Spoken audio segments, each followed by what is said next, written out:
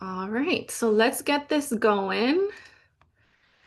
So this is our single subject credential program information meeting. Uh, this is our agenda. So we're going to go over the state requirements because essentially a credential program is so that you're authorized to teach in the state of California public schools, right? So you cannot teach in the state of the California if you are not a credentialed teacher. So doing this program is going to get you that, right? A credential to be authorized to teach at a public school in California. So we're going to go over what those requirements are. Then we're going to dive into our specific program admissions requirements and processes. We're going to take a look at our requirements and deadlines, what your coursework is going to look like. We're going to talk a little bit about clinical practice and student teaching, and end with how much all of this is going to cost you if you decide to do it here. Okay. I'm going to do my best to monitor the chat. But I'm definitely going to leave some time at the end for questions so that we can go over any things that you want me to clear up.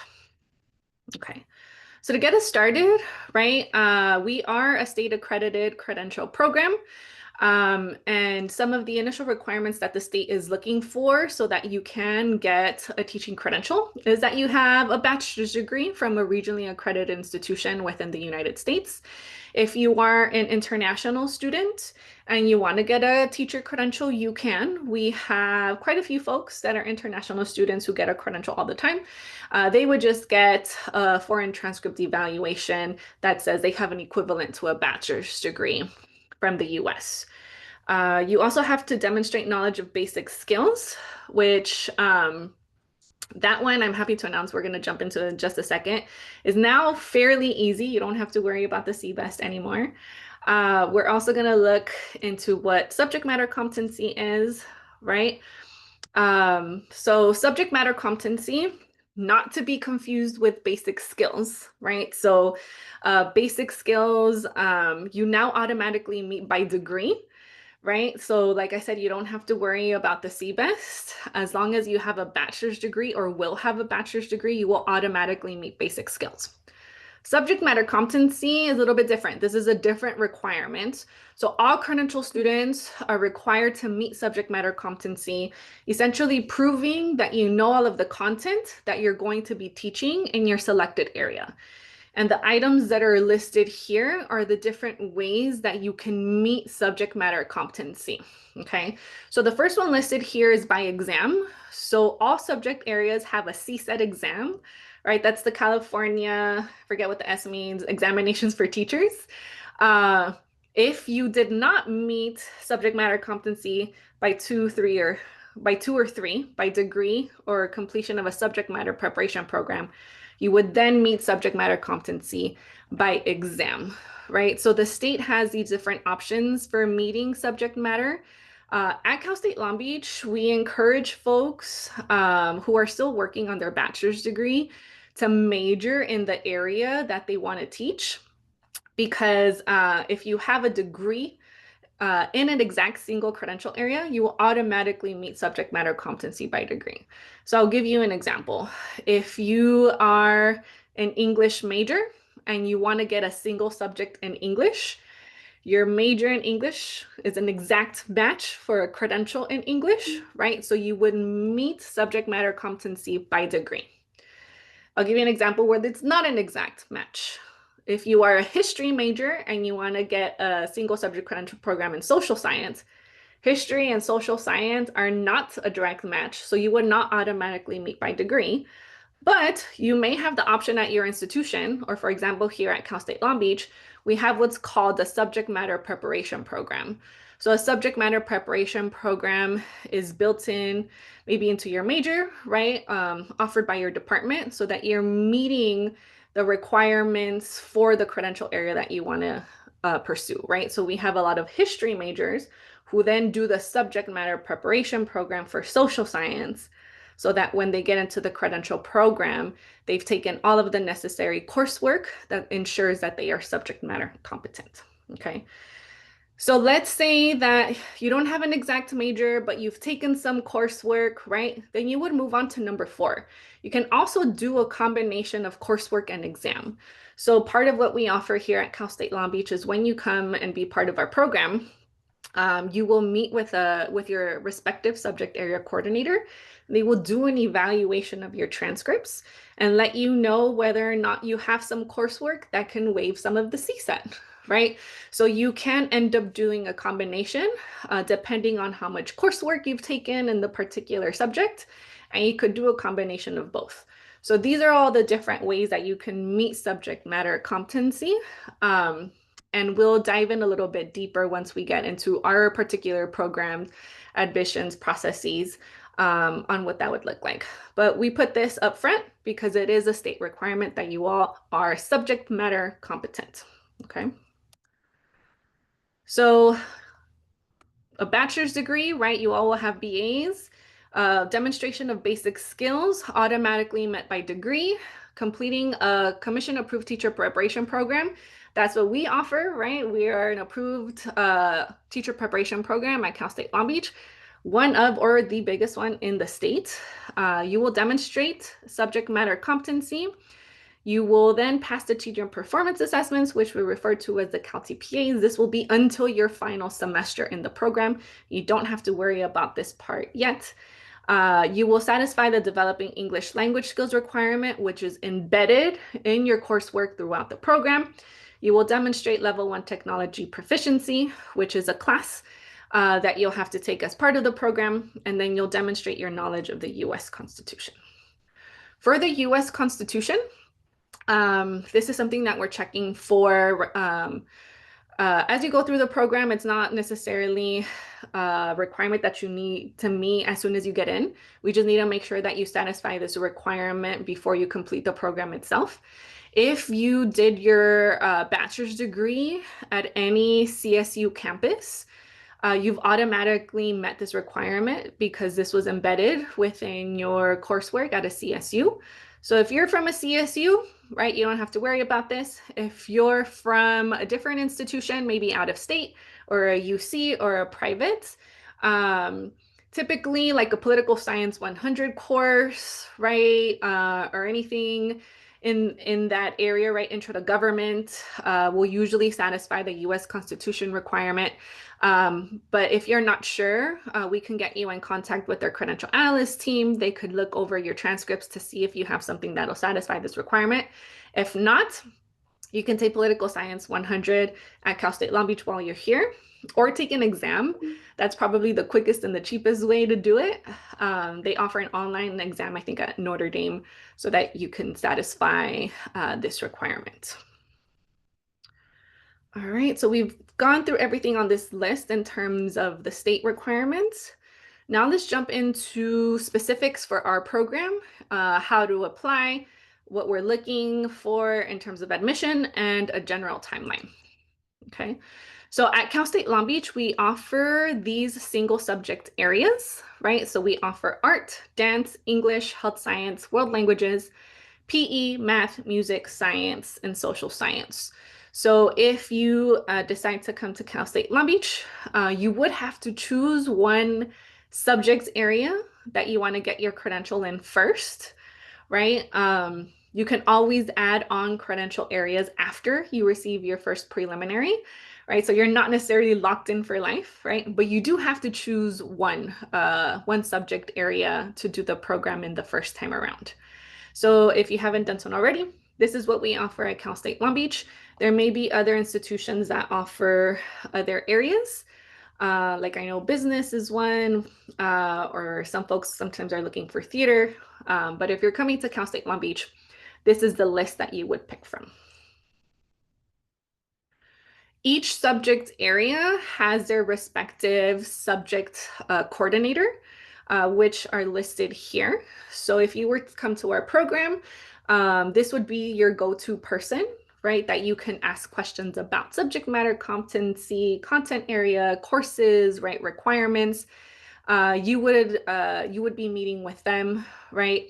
In addition to the support that we provide as advisors. So it's kind of nice because every faculty member, right, is an expert in their subject area, and they're here to support you throughout the program. So our program at Cal State Long Beach is a self-paced program, meaning that you can Take as many or as little courses as you want. If you need to take some time in between semesters, right, you can do that. You technically have up to 7 years from the point that you take the first class to finish the program. So our courses are valid for 7 years.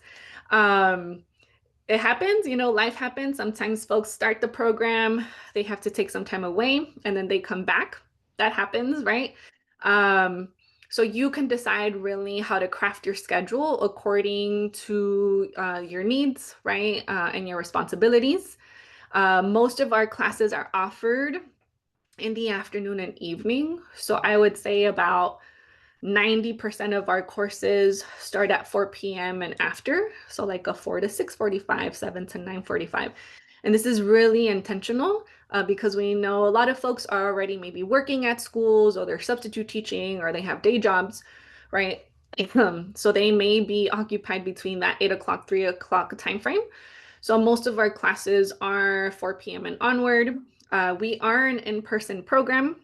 So you will have courses that require you to come to campus, but we have offered different modalities since COVID. So some course sections are hybrid, some may be online, right? So there is some variety in what you can choose from, but you will have to come to campus from time to time. The fastest that you can complete our program is in 3 semesters. 1 semester of pre and co-recs, 1 semester of method courses, and 1 semester of student teaching. So the fastest, a year and a half. The longest you can take, 7 years. Okay. So let's get into a general overview, right? So you would first apply to Cal State Long Beach, take the pre and co-recs. While you're in the pre-rec, you apply to the program. Once you get admitted to the program, you take your core courses and you do student teaching, right? And then you get your credential. So let's look at this first one, applying to CSULB. So your first step to get started in the program, especially if you're considering starting this fall, 2025, is applying to the university. So applying for university admission through Cal State Apply. We are still well within the deadline. You would want to do this application by June 1st if you want to get started for fall 2025, right? So Cal State application for university admission, all we're looking for at this point in time is a 2.5 GPA and proof of a bachelor's degree. Okay. If you're someone on the call who's currently an undergrad and is going to be graduating spring 25 or summer 25, and you're here at Cal State Long Beach, you have to reapply to the university, right? So make sure you do so before June 1st. If you're coming to us from a different institution, same deal. Do Cal State Apply before June 1st. To reiterate, 2.5 GPA and a bachelor's degree. This is to get you university admission, right? So you could be a matriculated Cal State Long Beach student, start getting access to our services, email, right? Student center, so that you can enroll in courses in the fall, okay? And what courses am I referring to? Pre and co-recs, right? So you apply to the university, you get admitted to the university, and your first semester you take the pre-rec and co-recs. So the prerequisite is EDSS 300. In your first semester, if you only are able to take one course, take EDSS 300. EDSS 300 is our Introduction to Teaching course. EDSS 300 will be subject specific, so you will enroll in the 300 section according to the subject area that you are pursuing, right? So you'll see the letter designations here. If you're a world languages student, you would enroll in EDSS 300F. If you're PE, right, an EDSS 300P, right? So you'll be in a class with other students who are pursuing the same subject area that you're doing. This class also requires 35 hours worth of observations, meaning in addition to your class time, you will have to go out to a school to observe a credentialed teacher in your area. So part of state requirements state that you need like 600 hours worth of service time in the classroom. Most of that will come from your student teaching semester. The rest are supplemented through your courses. So those first initial 35 hours will be done through your ADSS 300 class. Okay. Uh, in your ADSS 300 class, you will then work on a program application, which will officially make you, right, a student of the single subject credential program. Because remember, at this point, you're a university student, but you're still a candidate to the single subject program. So EDSS 300 is really important because this is where you're going to meet with your subject area coordinator for the first time. This is the time where you're going to discuss subject matter competency with your coordinator. This is where you're going to work on the program application. So the 300 course actually guides you through that second application. So this is really like a key course. There, you cannot get a course equivalency for ADSS 300. You must take it here at Cal State Long Beach to advance in the program, and you must pass this class with a B or better. Okay. In addition to EDSS 300, you can also take the 4 co-requisites, the 4 co-requisite courses that are listed here, right? The co-requisites, I like to call them the flexible courses of our program, because you can take them at any point. You just have to complete them before student teaching. So we have a lot of students who take all 4 co-requisites along with EDSS 300. But if you're like, oh, I don't know, 5 courses sounds like a lot for my first semester, that's okay. Whatever co-requisites you do not take in your first semester, you can push along to another semester. So the courses listed here, right? Health science for secondary teachers, collaborative models for inclusive education, that's a special education class. You'll have an educational psychology course. You choose one, any of them will meet the requirement. So you choose between 301, 302, or 305. And then the level 1 technology class, we have different offerings for that. And that's how you would be meeting that state requirement that we talked about a little bit earlier. So let me see what I see in the chat. EDSS 300 has 35 hours of observations. Okay, cool. All right. So again, these are the co-requisites. You can take all 4 with 300. Whatever you don't take, you just push along to another semester. Okay. If you feel that you've taken this course already, if you have taken this course already at Cal State Long Beach, we would count it already as part of your credential. You don't have to take it again. If you feel like you've taken something similar at a different campus, we do have a process for course equivalency requests. Like I said, level 1 technology, we have different options for you. We have some subject-specific options like Art 305, which is, technology integration through art, right? Technology integration in English, technology integration in math and PE. And then we have eTech 444, which is for all subject areas. So we give you awesome choices here. Okay, so now that you've applied to Cal State Long Beach for fall 2025, you've been admitted. So in fall 2025, you take EDSS 300 and however many other co-requisites that semester. In 300, you're applying to the program. Okay. So the application platform that we use is called MyCED. So MyCED, if you decide to come to Cal State Long Beach, you will become very familiar with. We use it for all of our applications and for your clinical practice, meaning this is where you're going to log your hours. So those 35 hours we talked about for EDSS 300, you log them into the system, and this is how we kind of keep track and check that you are actually going out there and doing your time, right? So we use this platform called MyCED. And on the application itself, this is what we're looking for. So unlike the university application where we're just checking for a 2.5 GPA and a bachelor's, this program application, we are digging into a little bit more requirements, okay? So you do have to complete EDSS 300 with a B or better. We are checking for a 2.67 overall GPA or 2.75 in your last 60 semester or 90 quarter units. In your EDSS 300 course, you will schedule an interview with a faculty member. Okay. You will need one recommendation from someone that could speak to you, speak to your professional capacities and your potential as a teacher.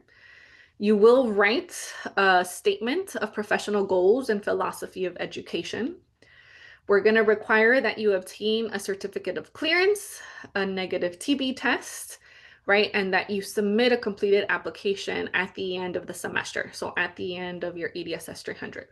So essentially, while you're taking the EDSS 300 course, you will start an application on MyCED and work on these requirements and getting your application together throughout the semester, right? So it's not something that you just do in a week.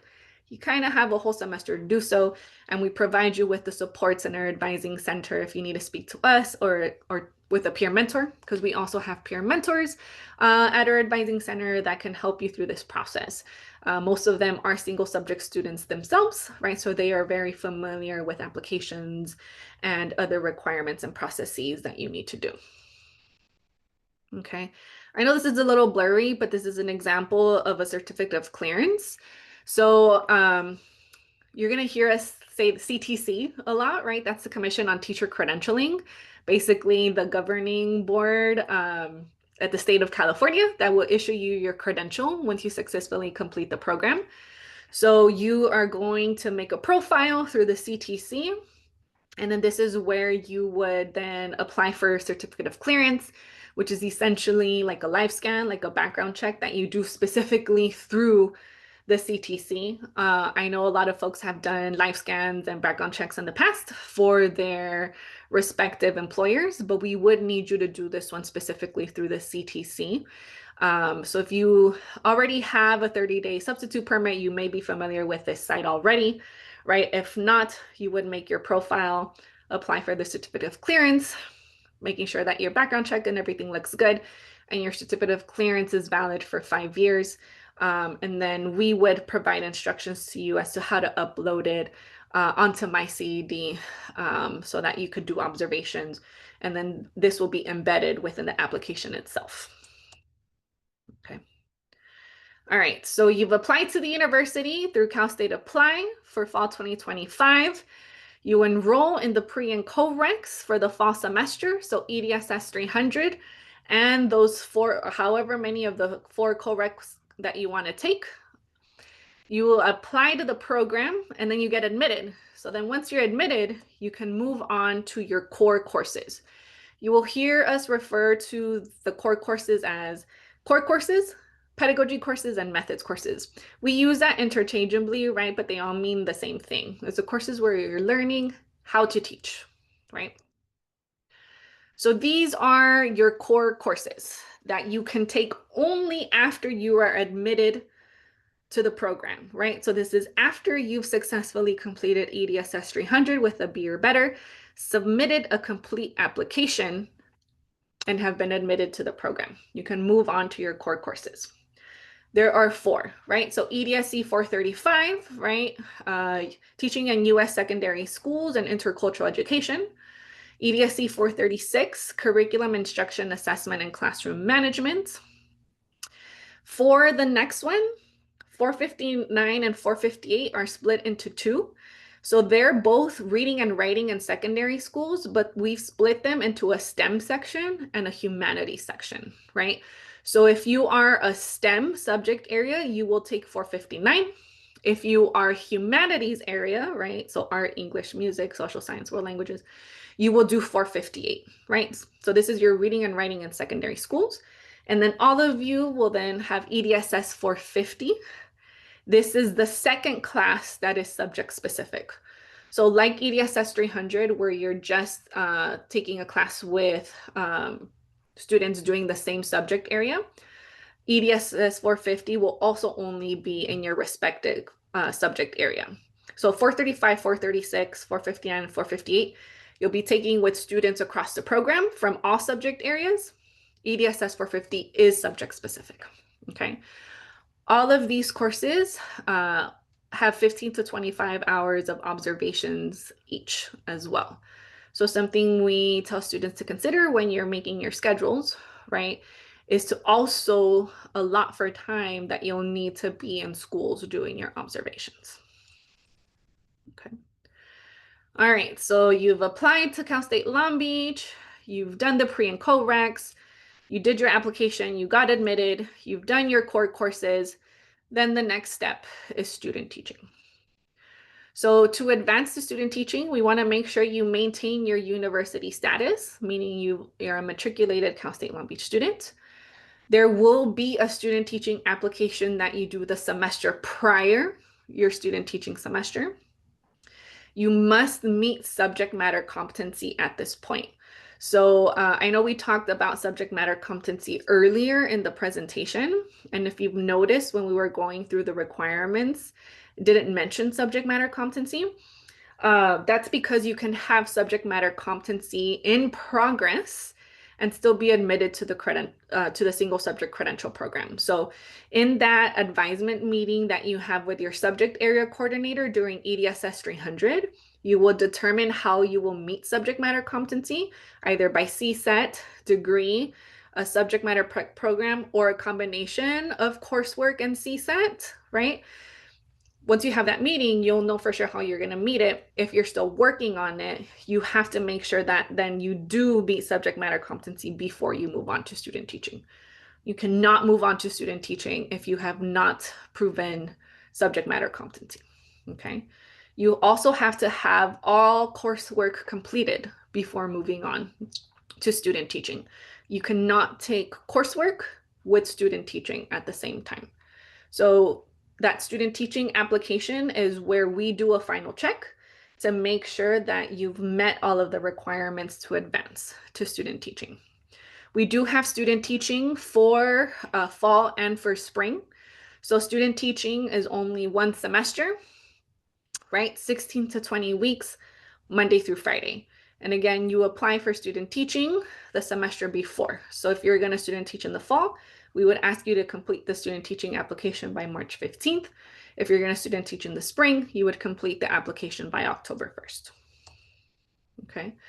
So what is student teaching? Essentially, it's the culminating field experience or your on-the-job training. So if you haven't been a substitute teacher, right, or haven't really had experience in the classroom, this is going to be the time where you get to practice being a teacher, right? So you will be lesson planning and then teaching the following day. You will be placed in a classroom. So your subject area coordinator works with our Office of Clinical Practice to secure you a placement at one of our schools in a district that we have agreements with. So you will have a mentor teacher, a university mentor as well, that checks in on you, is observing you and making sure, that they're providing you with feedback.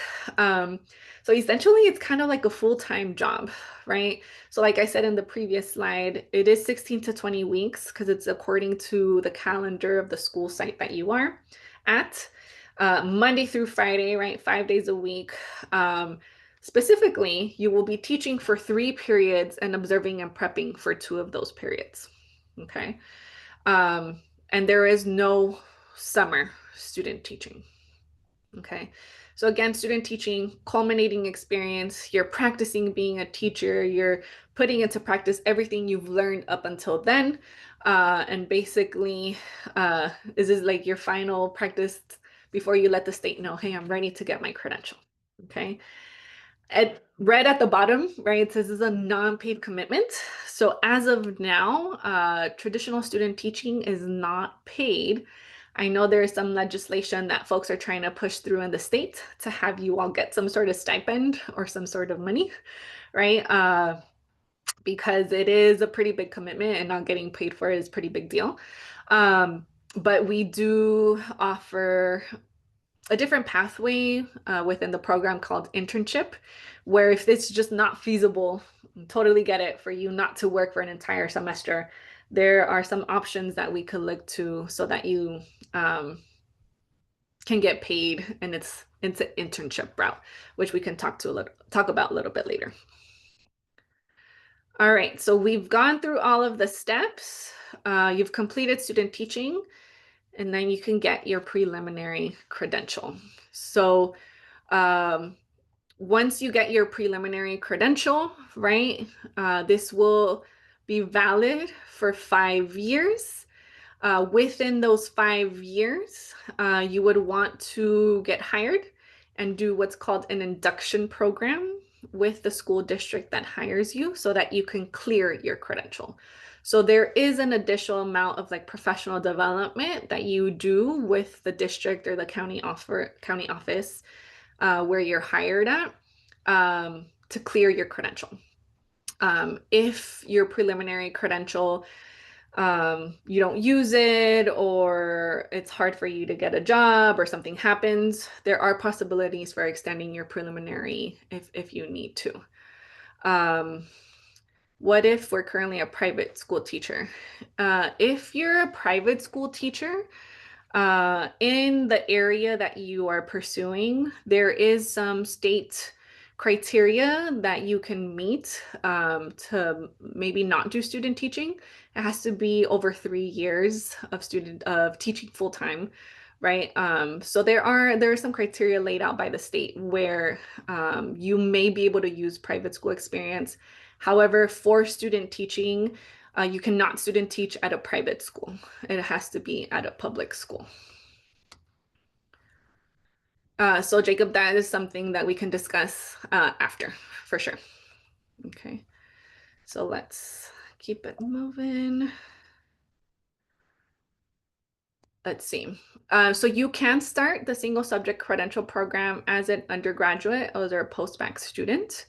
If you are currently at Cal State Long Beach, and you're an undergrad and you've started on some of the coursework, you can actually transfer 12 of those units to count as post-bac units, as long as they are in excess of your 120 units to graduate. So if you're on this call and you're a Cal State Long Beach student, and you're an undergrad and you've taken credential courses and you are graduating this semester, make sure to fill out a request for graduate credit in the senior year, which is accessible through our website, the single subject page under documents and forms. We want to make sure you can get those 12 units as post-bac units. Why does that matter? More post-bac units will put you up higher on the salary scale when you get hired as a teacher. Okay. So course equivalency requests, if there's some folks on this call who are maybe from other institutions, and when we were going over the coursework and you're like, that sounds really familiar, it sounds like I've done it, we do have a course equivalency request process that is through our website under documents and forms. So the same page where you would find that request to transfer units, we have a course equivalency request where you can, in your request, put the course that you've taken at a different institution and say which course you think it satisfies here at Cal State Long Beach, provide transcripts and a course description, and then we would have one of our faculty members evaluate the course to make sure that it aligns and you can get the course equivalency for it. We will only take a maximum of 9 units of course equivalencies from other institutions. If you've taken the courses that I went over at Cal State Long Beach, we won't make you take them again, right? Because you've already done them. So this is really more for folks who have taken coursework outside of Cal State Long Beach that feel that they've met our course and want to get the equivalency for it. Okay, let's see. What if you want 2 single subject credentials? So this is something I kind of alluded to a little bit earlier, where you have to pick one credential area to start and you have to finish the program with that one subject area. But then let's say down the line, 2 years, 5 years from now, you want to add a second credential area. You don't have to do an entire program all over again. All you have to do is meet subject matter competency in the area that you want to add. And then you can come back to us and request to take the EDSS 450 class for that subject area. And you can add on a second area, which is pretty great, right? So much less complicated. I tell students, really the hard part is getting through the program the first time around and getting your preliminary credential and clearing it. Adding on a second area, again, meet subject matter competency. Once you do, request to take the methods course for 50, and you can add on a second, a third, a fourth credential area. Okay. what's the cost of the program, right? So right now, so tuition is based on part-time and full-time enrollment. Part-time is if you're enrolled in 0 to 6 units, which is 1 to 2 classes. And right now the cost is about 2,700 per semester. If you are full-time, so anything 7 units or more, so you can be in 3, 4, 5 classes, the rate will be about 4,200 per semester. So if you follow the 3 semester timeline, where your first semester is pre and co-recs, your second semester is core courses, and your third semester is student teaching, right? 4,200 times 3 will get you the total amount for the program. I also have listed here Open University. So Open University is Cal State Long Beach's version of like extension, and it's for non-students. So this may be for folks who missed the university deadline, right? But they still wanted to take courses, right? Or they want to increase their GPA, so they want to get started on credential coursework, get good grades so that they could boost their GPA. You can go through Open University. So Open University, again, is for non-students wishing to take courses. Their rate is $315 per unit. So my suggestion, right, is if you know you want to come to Cal State Long Beach, you want to get started in the fall, you're going to take 2 or more courses, right? Apply to the university, right? Take your coursework, be matriculated. If you happen to miss the deadline or you want to raise GPA, then we can consider doing the Open University route, which we have listed here, right? Open University, you do kind of have to wait until matriculated students enroll first, and then they open it up to non-students. But again, for some folks who are maybe only doing 1 class or not sure if they want to enroll the university just yet, this may be something that you want to consider. Financial aid, right? So highly encourage everyone to apply for FAFSA. There is some financial aid available for credential students, right? Cal Grantee would be available, some additional financial aid like Pell Grants. We have scholarships that you can apply for, right? And the Teach Grant, which offers up to $4,000 a year. So you definitely want to complete FAFSA if you haven't done so already, even if it's past the priority deadline. We would encourage you to do this, right? And then once you apply and get admitted, you will see what type of financial aid package the university offers you. And then something new, a new service that we've offered through our advising center, we have a financial aid counselor who is in our office 2 days a week who can answer financial aid questions, which is kind of cool. So you all don't have to go to different places to figure out who you can talk to. We have someone who comes in from financial aid with us twice a week where we could get your questions answered. So definitely fill out FAFSA, right? Because there is financial aid available for teacher credential students. So this is the end of my presentation, but feel free to take down our emails and call us. Our single subject director is Nina Woolridge. Myself, I'm Gabriela Robles. We have Jessica, who is our assistant director, and Elodia, who's our other advisor. If you ever want to visit us, we're in EED room 18. There's our number and there's our email if you want to contact us. Before I end, I do want to revisit like the internship option because I know you all were interested in that. So basically what I mean for internship is you would complete the same courses and do the same thing that everybody else does. But at one point when you're intern eligible, you go out and search for a teaching position on your own. You get hired for that position, and then you come back to us and say, hey, I've been offered a position, a full-time teaching position at this school in my subject area. We make sure that your job offer aligns with the requirements for the program. And basically what it is a contract between you, the school that hired you, and us, stating, yes, I'm in an accredited credential program. I will be getting my credential. And then they hire you. So you're completing the program at the same time that you're teaching. So this is really an option for folks who are like, there's no way I cannot work for 16 weeks during my student teaching semester. So then we would suggest that you do try and do the internship option, which you would not be intern eligible right away, right? You would only be intern eligible after you're admitted to the program. So there's a couple of steps that you have to get through first, but you can definitely then pursue like a teaching position so that for your student teaching semester, you actually hired and you're not working for free. Okay. I'm gonna stop sharing my screen for a second. I have a question in the chat about what's the location of the subject exam. So if you end up having to take the CSETs for your subject matter competency, this is a state exam, right, with different locations where the exam is offered. So then you would register for the exam and then look up locations and schedule your exam accordingly, right? So different subject areas have different scheduling times and dates depending on the testing center nearest you. You can also check to see if your exam is offered online. I know some of them are, some of them require you to go to the testing center for that. Okay. Where will the recording be uploaded? We have a YouTube channel. Student Success and Advising Center at the College of Ed, where we would upload the recording.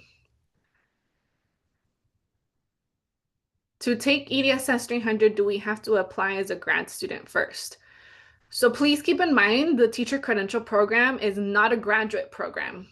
So you're not getting a graduate degree. You're getting a credential from the state of California to teach, right? So this is a post-bac program.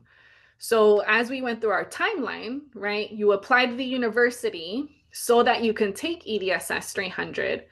And then 300, you apply to the program so that you can complete the program, write your methods courses in student teaching. If you intern, would you be working with a co-teacher and be provided curriculum material? You would not, because they are hiring you as a teacher of record. So you will be the teacher and that will be your classroom. So we also are very transparent for folks who are pursuing an internship option. You will not be in somebody else's classroom, right?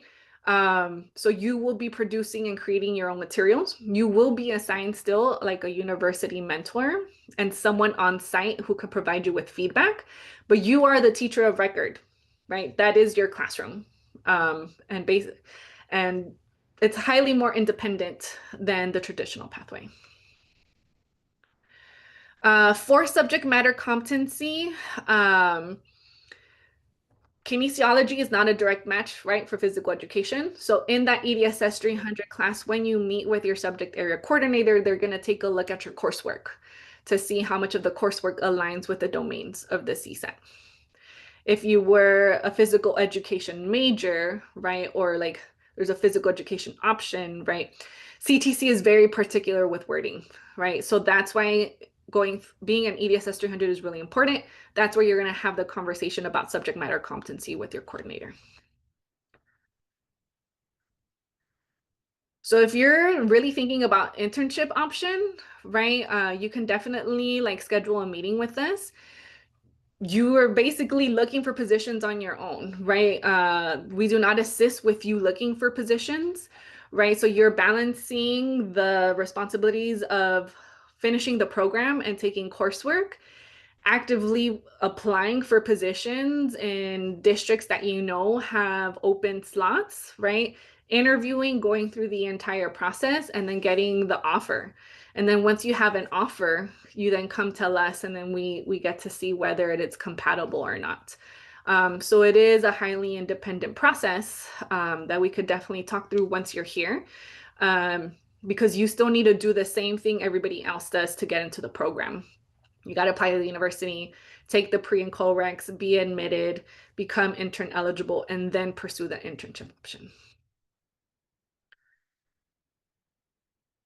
So as part of your application, you will need a recommendation, right? That will be embedded in your MyCD application where you simply put in someone's name and email that's going to recommend you, right? So this, again, will occur during your ADSS 300 course.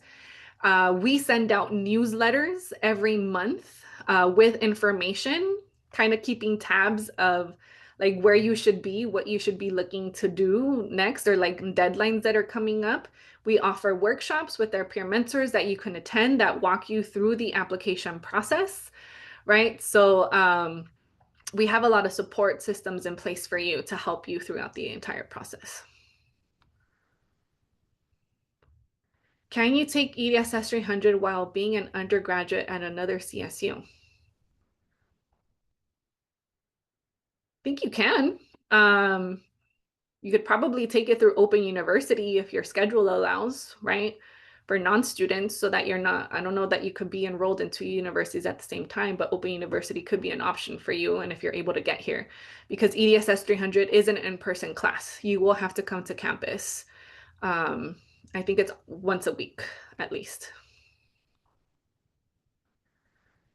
So to apply for the university as an undergrad, you apply through Cal State Apply. I would recommend all of you take a look at our single subject website, which has everything linked on there. So if you look up SSCP at CSULB, right? Single subject credential program at CSULB. That should take you to our website. On the left-hand side, there's a tab where you can look up that. So actually, let me just share my screen for that.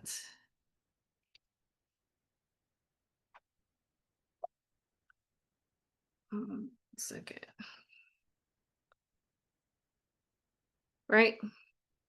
SSCP at CSULB. Here's our website. On this left-hand side, you can navigate through a lot of the things I talked through today. Applying to CSULB, it's linked here. And it'll walk you through it. So our website has a lot of really good information. And it has everything that we talked about today as well. Applying to CSULB, SSCP overview, which lists our courses and course sequence. How do you meet subject matter competency? Who the subject area coordinators are? What is required for admission? For those of you interested in the internship pathway, this really breaks it down. Student teaching, right? Documents and forms where you can find the course equivalency requests, right? And transferring credit, right? When you do clinical practice, right? What are the districts that we have agreements with and the schools that you can go to? So this is a list of all the districts that we have agreements with, right? So we don't just work with Long Beach and LAUSD, we work with a bunch of different districts that are listed here, right? So a lot of what we talked about, you can navigate through our website, through these tabs on the left-hand side. Okay.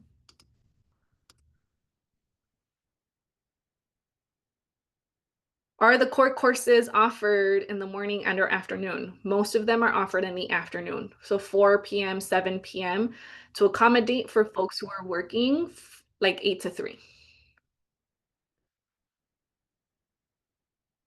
I'm planning on taking 300 for math this upcoming fall.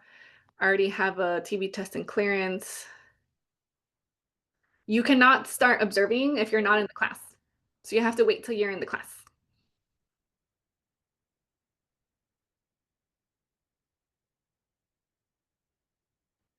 Let me share with you all our YouTube channel. Actually, let me get that for you all, where you can look at other videos and materials that we've created. Here you go. You will need to have CPR certification before you complete the credential. So we don't require CPR for university or program admission, but we will check for CPR once you apply for student teaching. And it is infant, child, and adult that you will need. Okay. Any other questions before I let you all go on this Friday? So what is the deadline to apply to Cal State Long Beach if you want to take EDSS 300 in the spring? So if you want university admission for spring 2026, you will then do the Cal State Apply by November 1st.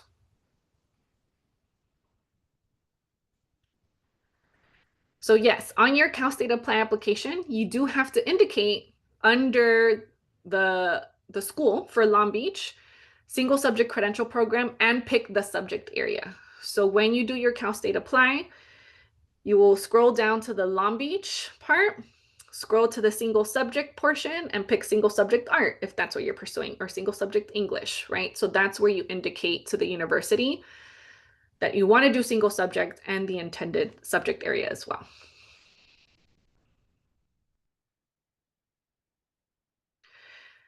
Yes, Jacob, that you can call us for that for private school teaching because that's a very specific matter. And I can show you on the CTC site when you call us where you can find more information on that. You can also just Google CTC, right, private school experience, and you can bring that up where it'll show you the criteria you need to meet if you have private school experience. You can also call us on the number I had listed in the final slide. So we are in office. Our advising center is open Monday through Friday from 8 to 12 and 1 to 5. If you come in, you're more than welcome to speak with us. We'll give you the same information we have today, right? Apply to the university, right? Next steps. If you have a situation that's a little bit more unique, we can definitely talk through that as well. So we're located in EED 18, or you can call us to our number.